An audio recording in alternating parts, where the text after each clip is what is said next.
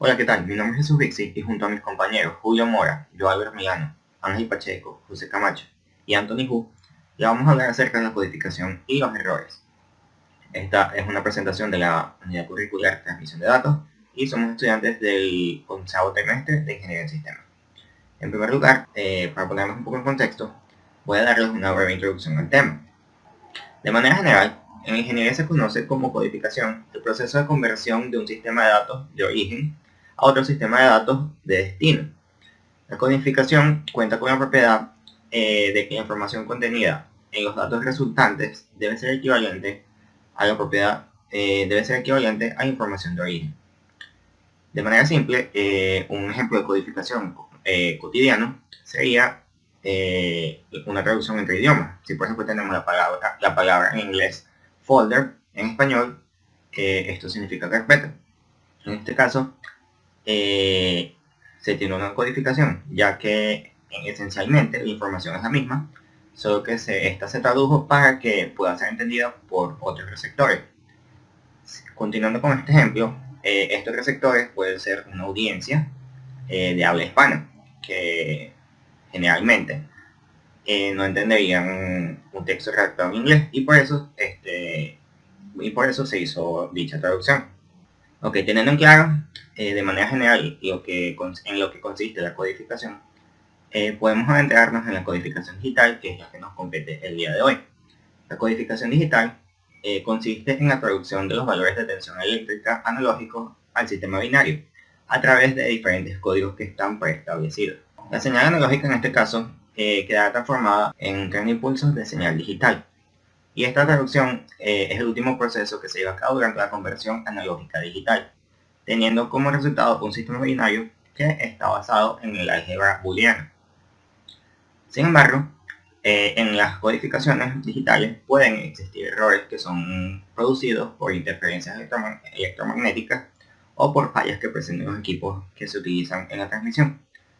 Estos errores se traducen en pérdidas de información o modificación de la misma, por lo que no se cumple la propiedad que expliqué anteriormente, en la que los datos de llegada son iguales a los datos de origen. No obstante, existen una serie de métodos que son utilizados para detectar y solventar estos errores, y estos serán explicados a continuación por mis compañeros. Hola amigas, hola amigos, un saludo. Mi nombre es Julio Mora, la cátedra es Transmisión de Datos y el día de hoy vengo a hablarles sobre la codificación y los errores. En una comunicación en un medio real existe una cierta probabilidad de que ocurran errores, una alteración de la información transmitida por distintas causas, normalmente debido a dos tipos de fenómenos. La probabilidad de que ocurran estos errores se debe a las interferencias electromagnéticas producidas por el ruido en el medio físico, un deterioro o un mal funcionamiento de los equipos de comunicaciones, y en una transmisión digital un error significa un cambio en el valor de uno o más bits. La calidad del canal se suele medir basándose en la tasa del error o el BER, el ratio de error de los bits. Este se calcula como el resultado de dividir el número de bits recibidos de forma errónea entre el número de bits transmitidos. Puesto que estos errores sí existen, se admiten valores reales de BER, y es necesario incluir en los dispositivos y métodos capaces de detectar e incluso corregir estos errores. Esto se realiza gracias a un protocolo que establece un conjunto de reglas para ordenar y sincronizar los distintos bloques básicos de información. Estos son las tramas, a la vez que define procedimientos para determinar cuándo se ha producido un error de transmisión y cómo debe corregirse. Los métodos para detección y corrección de errores principalmente son la petición automática de retransmisión o la corrección avanzada de errores. Lo más común es tener ambas, ya que se reduce a una cifra razonable el número de retransmisiones pedidas, sin necesidad de un sistema de corrección de errores esencialmente complejo, y esto garantiza la integridad de los datos. Si tienen múltiples probabilidades: la probabilidad de que un bit se reciba de forma errónea, de que una trama llegue sin errores, de que una trama llegue con uno o más errores no detectados, o con uno o más errores detectados y ninguno no detectado.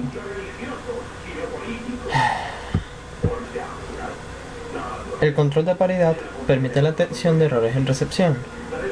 La idea es que dada una trama de bits, el transmisor calculará una serie de ellos adicionales a partir de los bits de dicha trama. El resultado se añade a la transmisión.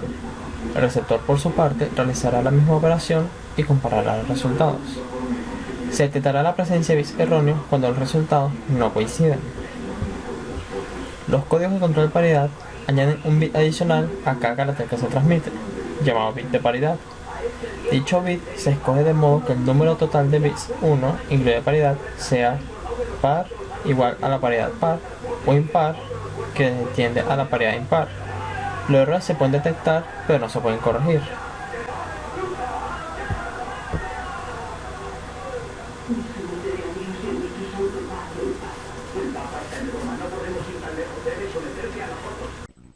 Buenas, mi nombre es Giorgio Milano y continuando con los temas tratados en el video les vengo a hablar acerca de los métodos generales en la detección y corrección de errores.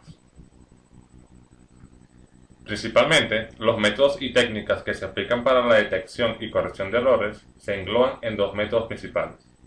Por un lado, la petición automática de repetición o ARQ y por otro lado, la corrección avanzada del error o FS.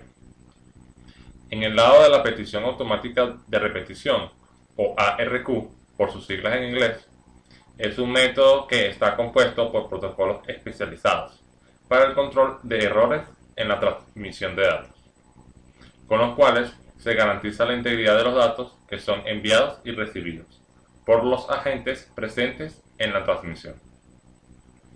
Esta técnica se basa principalmente en el reenvío de paquetes de información que son detectados por paquetes erróneos, controlando la correcta recepción de los paquetes mediante mensajes ACK y NACK, especificando si un paquete llegó correctamente al destino mediante un mensaje ACK y si no llegó correctamente responde mediante un mensaje NACK. Entrando más a detalle, esta técnica de transmisión que se encarga de detectar y corregir los errores se divide en tres tipos principales, las cuales se combinan en la práctica con el objetivo de optimizar el sistema para cada canal o enlace de conexión activo donde se estén enviando datos. Estos protocolos son el protocolo Stop and Wait, ARQ, el protocolo Got Back End, ARQ, y el protocolo Selected Repeat, ARQ, los cuales trabajan en la capa de enlace de datos del modelo OSI. Por otro lado, la corrección avanzada del error o FEC, por sus siglas en inglés, es un método de corrección de errores el cual se caracteriza por garantizar la corrección de errores en el receptor, sin la necesidad de realizar una retransmisión de la información original. Principalmente utilizado en sistemas sin retornos o sistemas en tiempo real, donde la espera de la retransmisión no es posible, por lo que los datos deben ser recibidos correctamente antes de ser mostrados o utilizados. El funcionamiento de este método consiste en añadirle el mensaje original unos bits de redundancia que posibilitan la corrección de los errores. Para poder añadir los bits de redundancia, la fuente digital envía la secuencia de datos al codificador, en el cual en la salida de los datos se obtendrá una palabra código. La palabra código es enviada al receptor, el cual, mediante el decodificador adecuado y aplicando algoritmos de corrección de errores, obtendrá la secuencia de datos original. La aplicación del método de corrección avanzada de errores va desde la comunicación de vía satélite hasta las grabadoras de DVD o CD, así como en las misiones de TDT para terminales móviles. Bueno, mi nombre es Jaime Pacheco y voy a comentar un poco al respecto de los métodos complejos y sencillos para la detección de errores. Empezando por la paridad. El bit de paridad es un parámetro con valor 0 o 1 que se utiliza en un método de detección de errores de transmisión en el que se agrega un 0 o un 1 a cada grupo de bytes. El fin es que así cada byte siempre tenga una cantidad total impar de 1 o una cantidad total de par 1 según la paridad establecida. La paridad es una técnica de detección de errores que se usa en las comunicaciones asincrónicas. Se utiliza para verificar la integridad de cada dentro del flujo transmitido. Por ejemplo, se establece una paridad impar cualquier byte que se reciba de una transmisión con que una cantidad total de 1 sea par debe contener un error. Es necesario implementar algún método para verificar si los códigos o bytes que se reciben tienen un error o no. Y es imposible para el receptor reconocer este código antes de recibirlo, ya que eso implicaría que el receptor conoce el mensaje del transmisor antes de la transmisión. La verificación de paridad se usa no solo en las comunicaciones, sino además para probar en los dispositivos de almacenamiento de memoria. Por ejemplo, muchas computadoras personales realizan una verificación de paridad siempre que se lee un byte de datos en la memoria. Muy bien, ahora continuamos con el algoritmo de checksum. Como ya sabemos, los paquetes de datos al moverse de un nodo a otro pueden alterarse generando errores en la información que se transportan. Este tipo de errores deben evitarse para que la información que transporta la red sea confiable. En el checksum se suman todas las palabras de 16 bits que conforman el mensaje y se transmite junto con el mensaje. El resto del resultado de la suma. Al llegar el mensaje a su destino, el receptor realiza el mismo cálculo sobre los datos recibidos y compara el resultado con el checksum recibido. Si cualquiera de los datos transmitidos, incluyendo el checksum, está corrupto, el resultado no va a ser el mismo y el receptor sabrá que ha ocurrido un error. El checksum se realiza de la siguiente manera. Los datos que serán procesados, o sea, el mensaje, son acomodados como una secuencia de enteros de 16 bits. Estos enteros se suman utilizando aritmética completamente 1 a 1 para 16 bits. Y para generar el checksum se combina el complemento 1 a 1 para 16 bits del resultado. Visto esto, ahora hablemos para finalizar del código de Hamming. El código Hamming es un detector y corrector de errores que lleva el nombre de su inventor, Richard Hamming.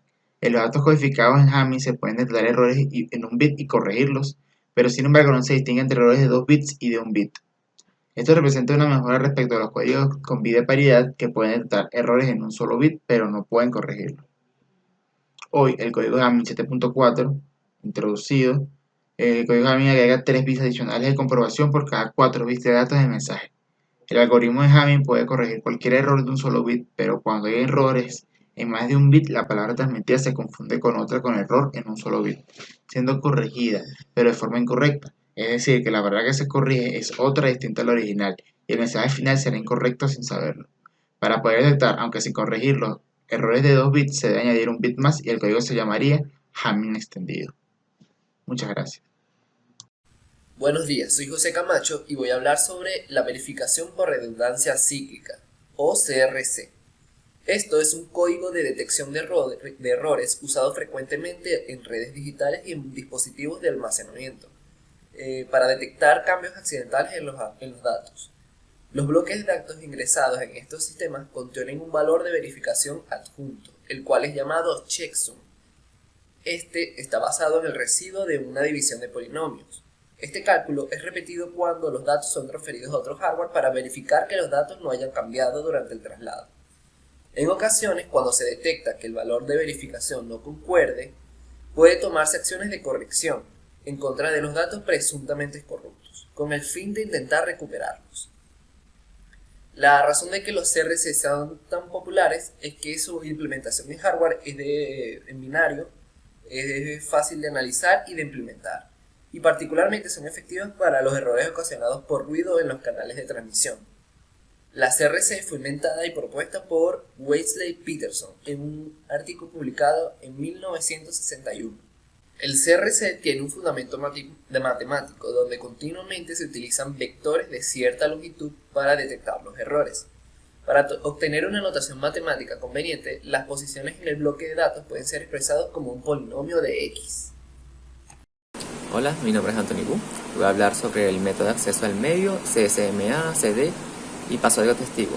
En cuanto al método de acceso al medio, se refiere al conjunto de reglas que acceden a los equipos y dispositivos conectados a un mismo medio de transmisión para que puedan transferir información a través del mismo. En especial, cómo los datos se mueven de un terminal a otro y cómo el terminal de computadora en una red gana y controla la transferencia de paquetes de datos a través de la red y de los cables que conforman el enlace de comunicación. El factor más importante aquí es garantizar la entrega adecuada y oportuna de los paquetes de datos con facilidad. Es decir, representa la manera en que un terminal de computadora en una red obtiene y controla el acceso al medio físico de la red, como un cable, garantizando las mismas oportunidades de acceso para todos y reduciendo al mínimo los conflictos o colisiones que conlleva tomar el control de la línea de enlace. Centrando en lo específico, una vez que los datos se están moviendo en la red, los métodos de acceso ayudan a regular el flujo de tráfico de la red. El acceso al medio no es un elemento independiente del resto de la tecnología que se utiliza en las redes de la computadora. Muchas veces el método de acceso está condicionado a otros factores como la topología y la estructura física que se utilice. Por ejemplo, una topología estrella implica el uso de un sistema de conmutación central como una central telefónica. Con respecto a CSMA-CD, es el método de escucha de portadora y detección de colisión que utilizan las redes de Ethernet, es decir, demuestra que la red puede estar físicamente dispuesta en bus o en estrella, topología física, pero su configuración en el ámbito funcional, topología lógica, es el de un medio físico compartido por todos los terminales. En el protocolo CSMA-CD, cada estación conectada a un medio compartido que tenga datos para transmitir, examinar o censar continuamente la señal eléctrica básica o portadora existente en el medio, espera un momento en que el medio esté libre. Cuando este momento se produce, la estación emite su trama, escuchando al mismo tiempo continuamente para constatar que lo transmitido sea igual a lo que se recibe, lo cual indica que no ha habido acceso simultáneo de otra estación del medio. Si hubiera un acceso simultáneo, como es el medio compartido, ambas emisiones se corromperían una a otra, ocurriendo una colisión. En caso de colisión, las estaciones que la detectan emiten una señal que informa a todas las estaciones de la red que esta colisión ha ocurrido y que se está produciendo una recuperación para la colisión. Y la recuperación consiste en la retransmisión de la trama luego de un tiempo aleatorio. Con respecto al paso de testigo, consiste en una sola estación que puede transmitir en un determinado instante y es precisamente lo que posee en ese momento el token, que es el encargado de asignar los permisos para transmitir los datos. La información que viaja en él recorre en una sola dirección a lo largo de la red. No requiere de enrutamiento, ya que cada paquete es pasado a su vecino y así consecutivamente. Por ejemplo, tenemos 3 estaciones de trabajo A, B y C. Si una estación A transmite un mensaje y esta pasa a B, independientemente de si va dirigido a la B o a otra, luego por C y así sucesivamente. El toque se mantiene circulando constantemente a través de todo el anillo mientras ninguna estación necesita transmitir. Cuando alguna máquina desea enviar o solicitar datos hacia la red, debe esperar a que llegue el token vacío. Cuando le llegue adjunta el mensaje al token y este activa una señal indicando que el bus está ocupado. El mensaje continúa su recorrido en orden hasta llegar sobre la red, cambiando una serie de bits, de forma de que el ordenador que envió la información compruebe que el terminal destino la recibió correctamente. Y si es lo contrario, no hubiera ningún trama y el origen de la comunicación la volvería a transmitir.